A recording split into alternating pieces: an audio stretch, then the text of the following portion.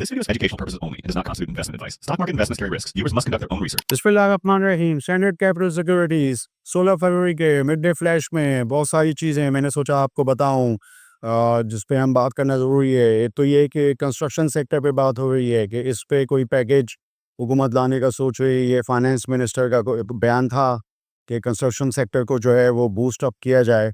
बहुत ज़रूरी है। कंस्ट्रक्शन सेक्टर से बहुत सारी यानी कंपनियाँ नती हैं और एक बहुत बड़ा जो ह्यूमन रिसोर्स है, वो लोग जॉब्स ये सब नती हैं, तो उसके लिए आना ज़रूरी है। और इस हवाले से ये भी बात हो रही थी कि बहुत जो एक सेक्शन 7E है इसको एबॉलिश करने के लिए, कंस्ट्रक्शन सेक्टर को बूस्ट करने के लिए, एबॉलिश करने के लिए, तो देखते हैं कि इस सिलसिले में कोई कुछ होगा कि नहीं। लेकिन बहरहाल मैंने सोचा कि कंस्ट्रक्शन सेक्टर के हवाले से ज़ाहिर बात है ये सीमेंट सेक्टर और स्टील सेक्टर से मुतालिक बात है, तो ये मैं आपको बताऊं। इसके अलावा एक बहुत अहम चीज़ जो होने जा रही है वो ये है कि 600 मेगाहर्ट्ज़ स्पेक्ट्रम ऑक्शन जो है वो अगले महीने होने जा रही है। ये पाकिस्तान टेलीकम्युनिकेशंस से मुताल्लिक हो सकती है, क्योंकि पाकिस्तान टेलीकम्युनिकेशन का एक सबसे बड़ा जो है वो चंक है इंटरनेट ब्रॉडबैंड के रेवेन्यूज़, जो कि अगर आप किताबों में देखें तो 50 बिलियन से के आसपास, तो वो मतलब एक मार्केट शेयर है, एक बड़ा चंक है। तो अगर फ़र्ज़ करें कि इस तरह का कोई ऑक्शन होता है तो ये पाकिस्तान टेलीकम्युनिकेशन इसमें एक बड़ा प्लेयर हो सकता है, तो मैंने सोचा कि आपको इस हवाले से बताऊं।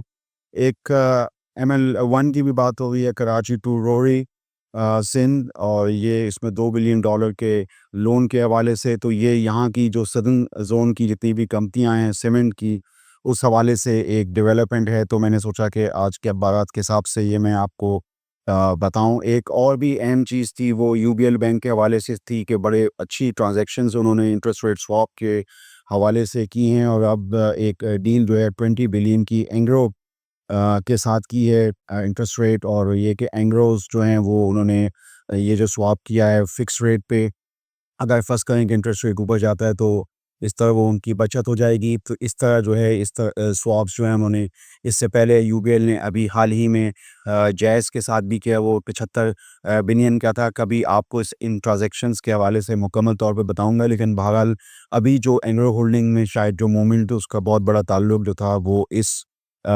इंटरेस्ट रेट स्वैप्स UBL के साथ था।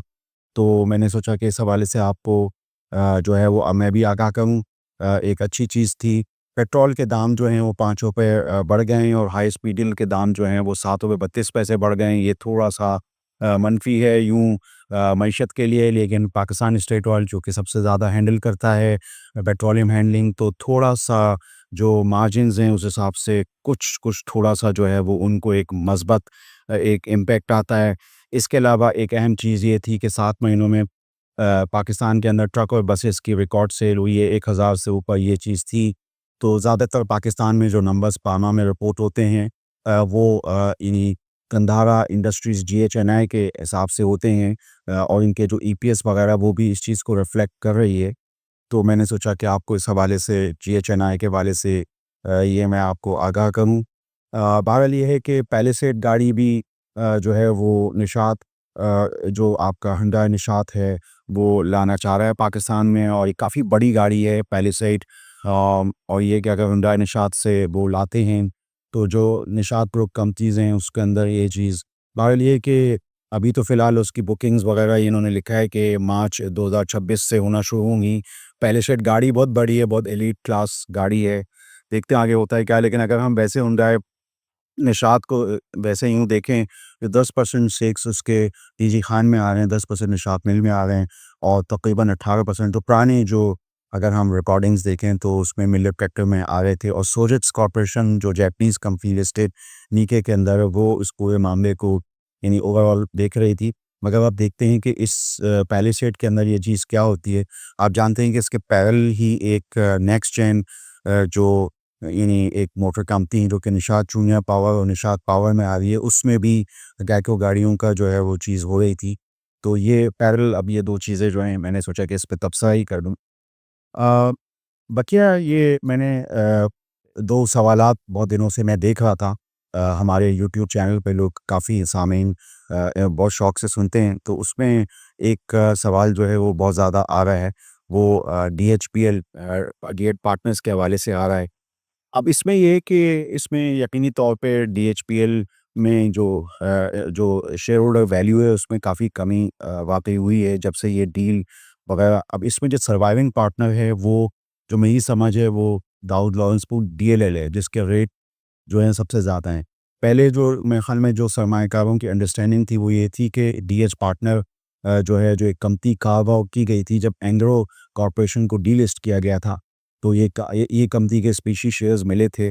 तो ये कोई इसमें सर्वाइविंग एंटिटी होगी, लेकिन अब जो चीज़ें आई हैं मर्जर के बाद तो उसके मर्जर की जो डॉक्यूमेंट्स हैं उसमें ये है कि DLN जो है वो सर्वाइविंग एंटिटी है। तो इसकी वजह से जो DH पार्टनर्स के रेट थे वो 64-65 रुपए से नीचे आते-आते वो 30 में आ गए, यानी काफ़ी यानी शेयर होल्डर वैल्यू टूट गई। लेकिन इसमें अगर एंड रिज़ल्ट अगर हम देखें तो अगर फर्ज़ करें कि जो शेयर होल्डर को इस पूरी इसमें अगर DLL दाऊद लॉरेंस पोर्ट के शेयर मिल जाते हैं तो वो भी एक फ़ंड है, उसमें भी पैसे हैं और DH पार्टनर में भी पैसे हैं और इसके अलावा एक तीसरी एंटिटी सियान है, उसमें भी पैसे हैं।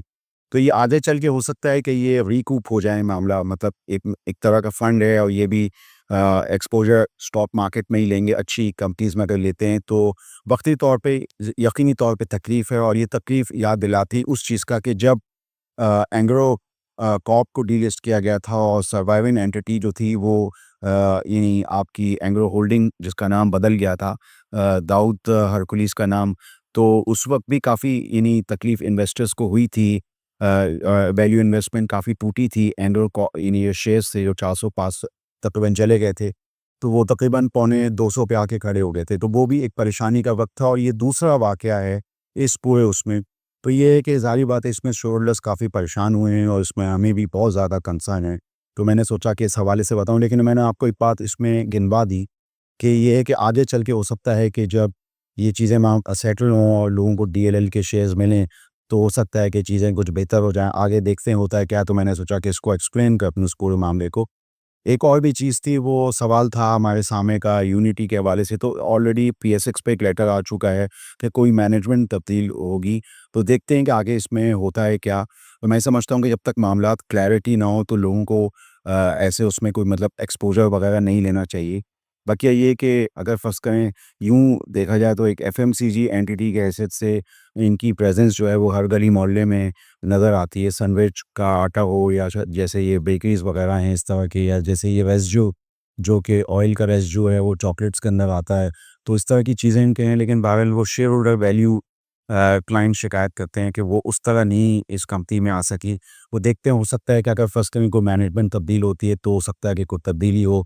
लेकिन फ़िलहाल अभी हमें इसमें क्लैरिफ़िकेशन के लिए मज़ीद इंतज़ार करना चाहिए, तो मैंने सोचा कि आपको इस हवाले से बताऊँ। जाते-जाते जो चीज़ मुझे बतानी थी वो बैंक अल-फलाह के नताइज थे और बैंक अल-फलाह के नताइज जो हैं उसमें मैं कभी आपसे मज़ीद डिटेल में बात करूँगा, लेकिन ये है कि फ़िलहाल फाइनल डिविडेंड बहुत अच्छा आया, ₹3। क्वार्टर के जो डिविडेंड्स थे वो ₹2.5 थे। टोटल डिविडेंड जो है वो ₹10.5 हो गया 2025 के कैलेंडर ईयर जो क्लोज़ हुआ। तो ये तकरीबन 8% की डिविडेंड यील्ड बनती है और ये है कि इसमें कोई शक नहीं है कि net interest margin bank Al Falah जैसे बड़े बैंक के 4%, तो ये मैंने सोचा कि बताऊँ कि जहाँ इंटरेस्ट रेट नीचे आने के बाद नेट इंटरेस्ट अर्न नीचे आया, लेकिन उस हिसाब से नेट इंटरेस्ट मार्जिन जो है, जो असल चीज़ होती है किसी बैंक को मापने के लिए, देखने के लिए, उनके P&L इनकम स्टेटमेंट को देखने के लिए, उसमें इज़ाफ़ा हुआ है।